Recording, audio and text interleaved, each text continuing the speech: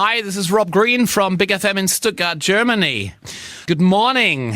Good morning. Right, this is going to be a really interesting conversation because you got to know the king of pop, Michael Jackson, personally. Yes, I did. Explain to us what you did and how you got to meet Michael Jackson.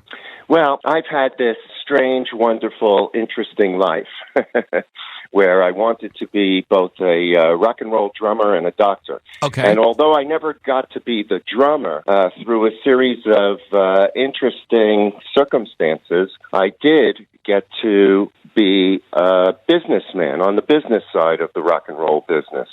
As a road manager, a tour manager, an assistant manager, a producer. And then I transitioned and I became the doctor that I always wanted to be as a kid. Now, it took me a long time. Once I decided to leave the music business, it was 10 years of school and residency and all kinds of stuff, just to get to be a doctor. And then once I chose medicine, I had to choose a specialty. And I was very unsure as to what specialty to choose, but eventually I decided to be an anesthesiologist. And not just a normal anesthesiologist. Normal anesthesiologist would be part of a hospital-based group and would be involved in all types of operations. But I had a different idea. I had a bit of a business background, and I looked around and I noticed that the physicians in New York City that could operate in their office weren't. And so I decided that I would make a career of going to doctors' offices, create operating rooms, and provide them with anesthesia services. Now, the reason anesthesiologists hadn't done this up to this point were because the monitors were not really very good, particularly for office-based surgery, nor were the drugs. But having the kind of experience that I had, I thought I could do it. So I did. I started office-based anesthesiology, and I started with the plastic and reconstructive surgery community because I knew their types of surgery could be done in an office, and I knew they had the right kind of finances to create a safe environment, a hospital-type operating room, recovery room. And 8 years after I began my practice, Michael Jackson walked into one of the offices for a small procedure. What did he want to have done? It was just some kind of small, I don't even remember, some type of small plastic surgical procedure. Like a nose or something? Not a full nose job, no. It would have been just some sort of a revision, something maybe some other surgeon had done that needed to be revised, maybe a little scar revision, maybe a little this, a little that. Okay. Again, I don't remember the exact thing, but no problem. As you well know, Michael liked plastic surgeons, and he spent a reasonable amount of time going to plastic surgeons' offices. Yes. And the reason for that, I feel, is that Michael had a condition called body dysmorphic syndrome. What that means is people are never satisfied with the way they look. And unfortunately, in the plastic surgery world, there's always another plastic surgeon who will step up to the plate and say, I can do it better. And so for somebody with that kind of a problem, it becomes even greater a problem because there's always surgeons who'll tell you that they can fix it, and most times they're just going to make it worse. So when you got the information that Michael Jackson's coming in to see you, was it like, oh my God, the Michael Jackson? It very much was, but I have to back up a little bit. When I decided to start my business of office-based anesthesia, I had to pick an office, a surgeon to approach, and I couldn't decide what surgeon should I approach. And I was near the end of my residency, and I was in the doctor's lounge, and I was reading a local New York newspaper, and I was on the gossip page, and I saw that Michael Jackson had visited his favorite New York plastic surgeon, Dr. So-and-so. Okay. And then I realized that doctor was a doctor in the hospital that I was finishing my residency. Right. And so at the time, I didn't care at all about Michael. I was looking for a career in anesthesiology. Right. But I knew that if Michael was seeing this guy in New York, this guy potentially could be the right guy for me to be his anesthesiologist. And I devised a plan, went in, asked him. He bought it hook, line, and sinker. And then Michael came back to that office 8 years later. So how long did you actually know Michael Jackson? I met Michael in late 1994. And the last time I saw him was in April of 2002. So I guess it was about 8 years. Was it a professional thing, or did you get to know each other, quite well privately? Rob, it was both. It was both a personal and a professional relationship. I was something of an enigma to Michael. He had never, of course, Michael spent a lot of time with doctors, as we all know, yes, and had a lot of doctors. But he had never met a doctor like me because I had been a real rock and roller. Mm-hmm. I had spent 5-6 years in the rock and roll business with significant groups. I was tour manager for Emerson, Lake and Palmer, and my company, Circus Towns Limited, co-produced the Dark Side of the Moon tour for the Pink Floyd. So he actually realized that you know what you're talking about. Totally. And, think about it for a minute. The Pink Floyd Dark Side of the Moon tour, for its day, was probably one of the most, if not the most, technologically advanced rock and roll show on the road at that time. I saw them in Berlin, and that was epic. You saw the Dark Side of the Moon, or you saw the Wall in Berlin? I saw the Dark Side of the Moon. Great. Right. I don't know which part of the tour you saw, but all the technology that went into that. It was amazing back in the day. It was, it was the biggest thing ever back in the day. Of course. Okay, so consider that. And then, when I met Michael, he was probably the most technologically advanced, biggest kind of tour in the world. So he was fascinated, by all my little stories about technology and about how we did it and about Dark Side of the Moon. And of course, I was fascinated when I was asked to go on the road. It was like, yeah, great, this will be great. I really want to see how far things have come since the days of Dark Side of the Moon. So what exactly did you do? I mean, I've been reading a lot of stuff about Michael, about you, and one of the main words was the drug propofol. I mean, was that... Propofol. One of the main words was propofol. Was that your job, just to, keep him going? No, not at all. Again, I met him in the context of a plastic surgical office. We became friends over time. Michael liked to call people very late at night, 3-4 o'clock in the morning. Wow. And talk. He was... Who does Michael Jackson call? In the book, I have a chapter called The Princess and the King. And basically, it's the story of how Michael and Princess Di became friends just over these kind of late-night phone calls. So Michael Jackson calls Princess Diana in the middle of the night, and she's like the princess of the United Kingdom. Absolutely. And they developed this incredible relationship through these late-night calls. And although they only met one time, they had this amazing relationship. And they really related to each other in many different ways. When I think about Michael Jackson, he is like an alien. He's like someone who doesn't really exist in our life. He was like so amazing musically. He was so weird as a person, and he was so fascinating. Just tell me and my listeners, is he weird, or is he just like a poor person that just was looking for love? Well, Rob, I would have to ask you, give me your definition of weird. That's true. Yet, give me your definition of normal. Yeah, that's true. Let me say this about that. I worked in the rock and roll business for, 5-6 years. And there were many rock stars that I would define as unusual, yes, let's say. And I don't know if it just went with the territory. Maybe. Or there was a certain kind of genius connected with those top-of-the-line kind of rock stars that made them different than everybody else. Mm-hmm. But certainly, I would have to agree with you. Michael was not your average normal human being. He was a very unique, fascinating, interesting, and misunderstood human being to me, but certainly different. But if you think about, how he grew up and then what he created relative to his stardom and what he had to endure, I think almost anybody would be a little bit different having to deal with that kind of an upbringing, that kind of a life. From talking to Princess Diana in the middle of the night, what kind of things did he talk to you about? What was the things that were very, very, very important for him? One of the discussions, it's an interesting discussion. I talk about it in the book. One of the discussions that we had over and over again was nature or nurture. Do you know what I mean when I say that? No, I don't, actually. So obviously, many, many people called Michael Jackson a genius, right? And we use that term genius fairly loosely these days, you know? And so what really makes a genius, you know? Is it nature? Is somebody born that way? Okay, through I know genetics? what you mean. Yeah, okay. Or is it nurture, the environment that they grow up in? You know, does that bring out something?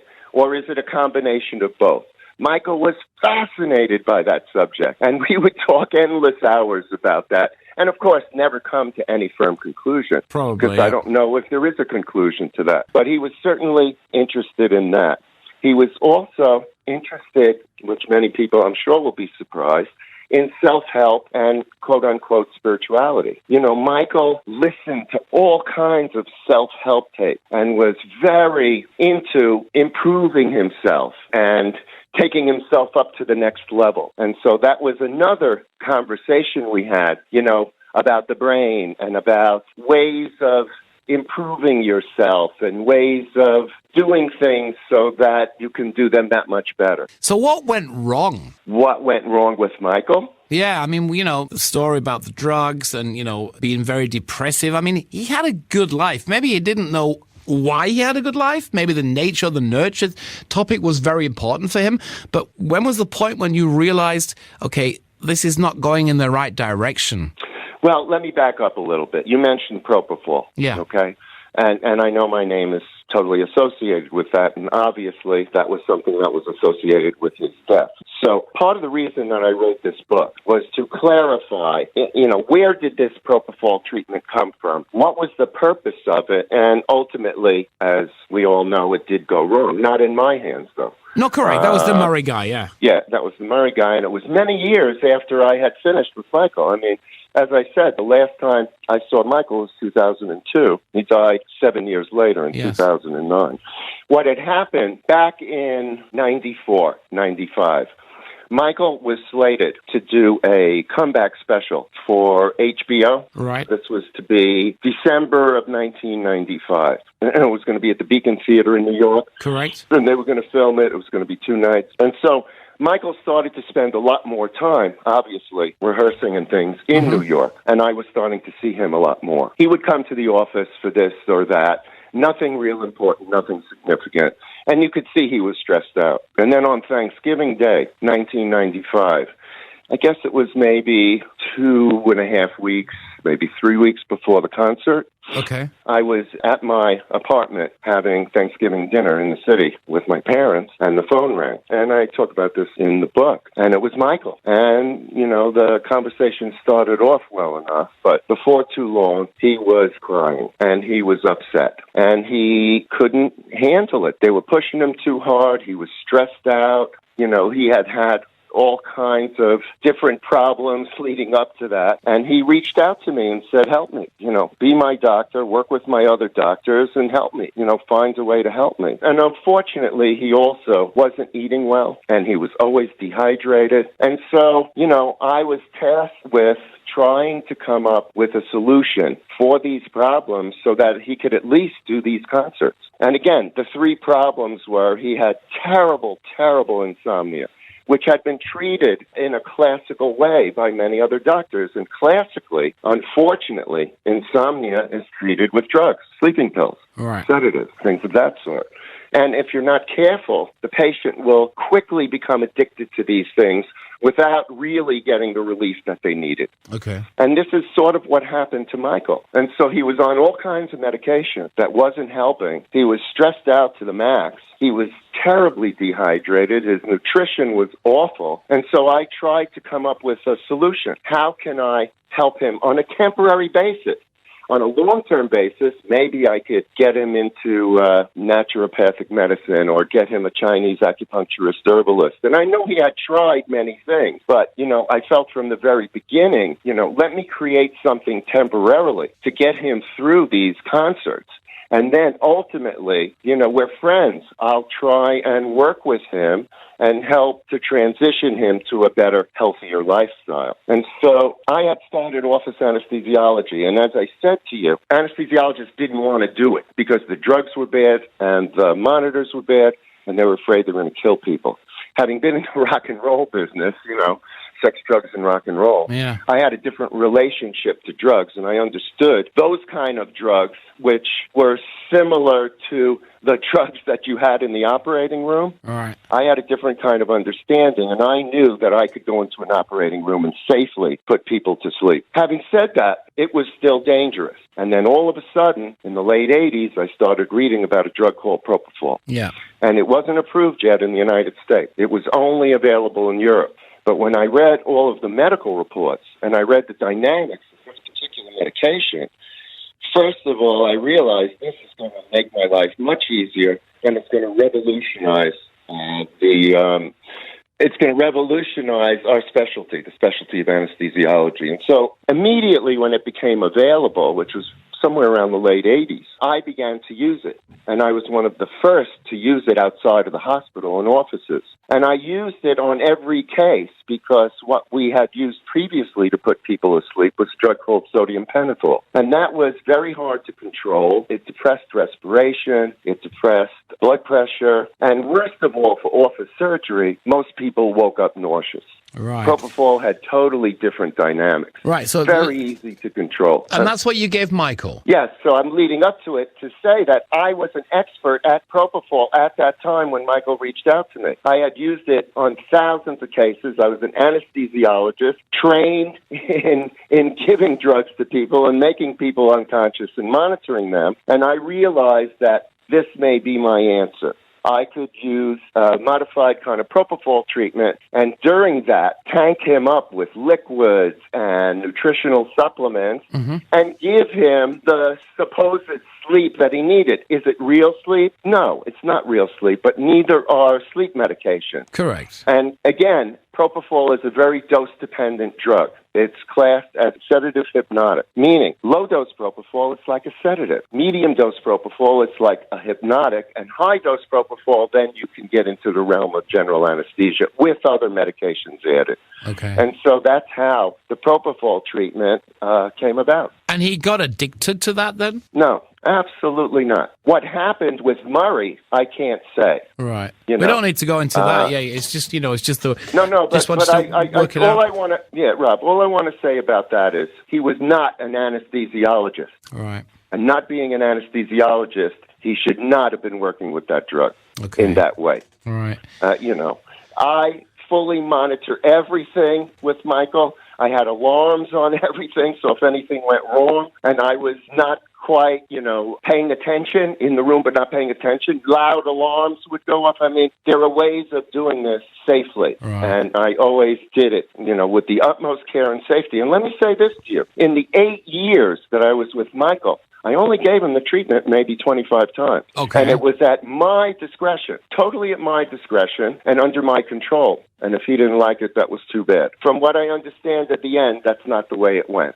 And so, that's unfortunate. It didn't end very well. We know that. It must have been quite upsetting for you then, when you heard that Michael Jackson had passed away. It was unbelievably upsetting. How can I say it? Shocking, but not surprising. All right.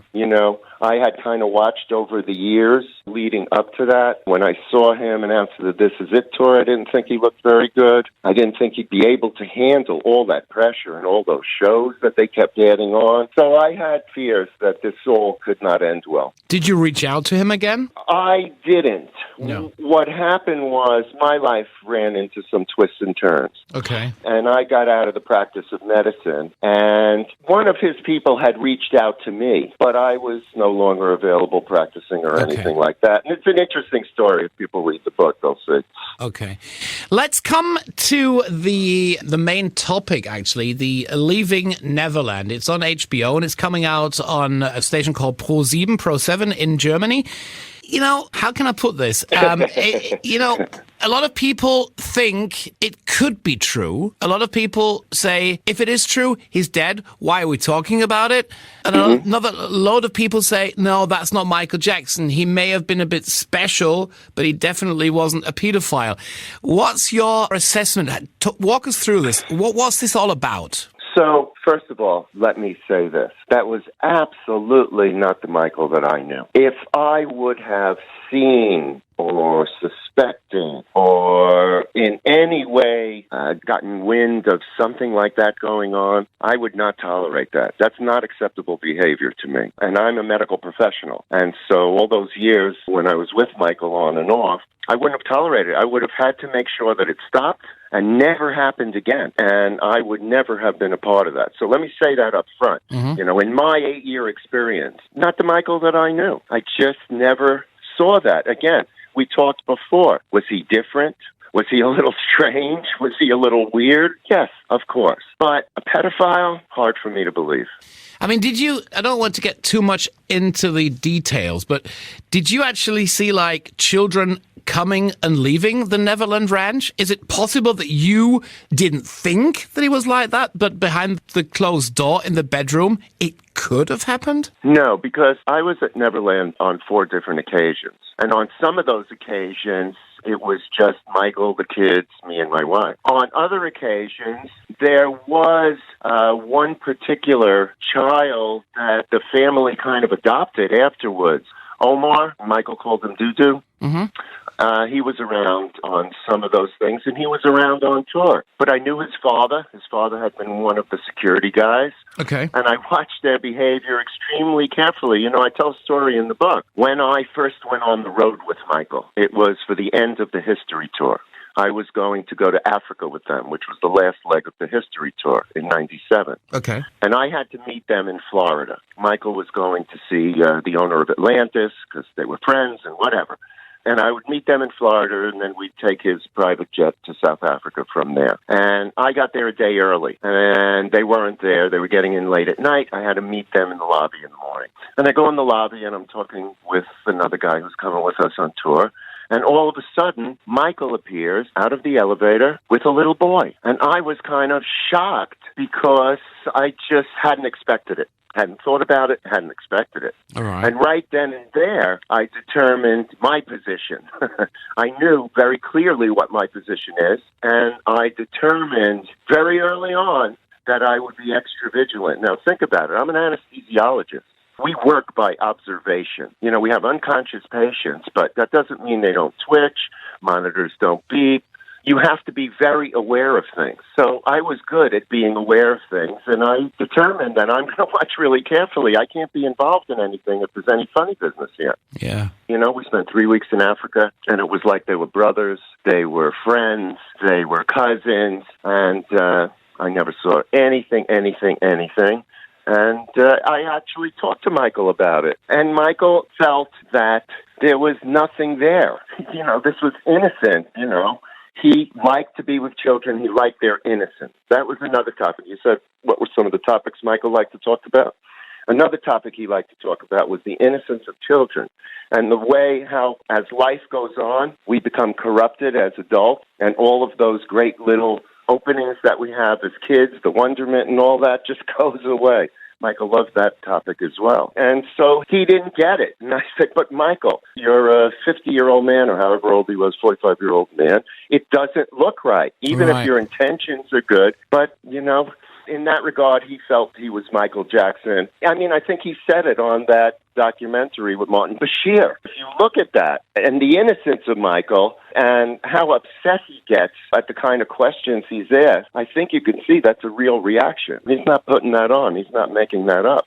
And that was a flaw. Certainly was a flaw. But I don't think he was a pedophile. I mean, we've got 2 guys, James Safechuck and Wade Robson, that in all the criminal investigations, they said, you know, they have a great friendship with Michael Jackson, everything's fine. And now, in Leaving Neverland, which is on German television, they say, sorry, we lied the whole time. It was different. What's going on? You know, I was not around for either of them. I don't know either of them, never met either of them, never saw them at Neverland, on tour, nothing like that. So it's difficult for me to comment on those particular cases because I wasn't there. And what's going through their mind and why they did what they did, you know, I mean, look at the news every day. Why does anybody do what they do?